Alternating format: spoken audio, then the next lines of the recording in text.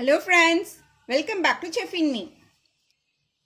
இன்னைக்கு வீடியோல நம்ம பார்க்க போறது ஒரு ரொம்ப ஈஸியான டேஸ்டியான ஒரு ரெசிபி.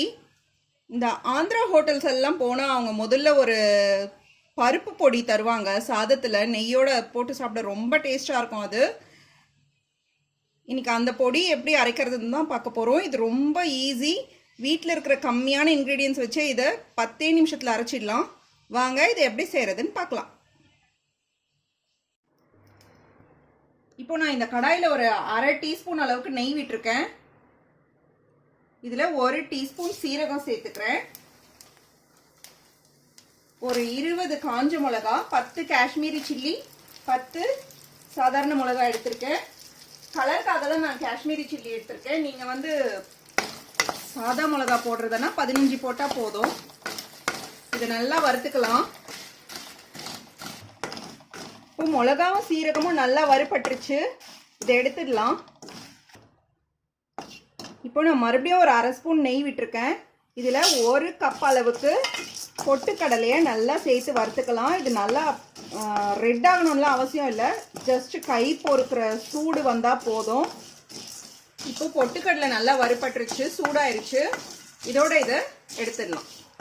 இப்போ அதே கடாயில் நான் ஒரு 10 பல்லு பூண்டு போட்டிருக்கேன். இதை சும்மா ஒரே 1 நிமிஷம் சூடு பண்ணால் போதும். இப்போ இது மூணுமே நல்லா ஆற வச்சிடலாம். இப்போ நம்ம முதல்ல அந்த மிளகாயும் சீரகத்தையும் அரைச்சிடலாம். இப்போ இந்த மாதிரி கரகரப்பாக அரைச்சதுக்கு அப்புறமா இதில் நாம் வறுத்து வச்ச கடலையை சேர்த்துக்கலாம். பொரிக்கடலையை இது கூட நான் ஒரு 2 டீஸ்பூன் அளவுக்கு வறுத்த வேர்க்கடலை சேர்த்துக்கிறேன். தேவையான அளவு உப்பு சேர்த்துக்கலாம். இதை மறுபடியும் அரைச்சி எடுத்துக்கலாம். இப்போ இதில் நாம் வறுத்த பூண்டையும் 1 டேபிள் ஸ்பூன் அளவுக்கு கொப்பரை பொடி, இது உங்ககிட்ட கொப்பரை பொடி இல்லைன்னா தேங்காவையே 1 டேபிள் ஸ்பூன் அளவுக்கு துருவி எடுத்துட்டு அதை நல்லா ஃப்ரை பண்ணிக்கலாம். பண்ணிவிட்டு அதை ஆட் பண்ணிக்கோங்க. இதை சேர்த்து ஒரு அரை நிமிஷம் அரைச்சா போதும். சும்மா ஒரு 5-6 பல்ஸ் கொடுத்தா கூட போதும், ரொம்ப நேரம் அரைக்க வேண்டாம். இதை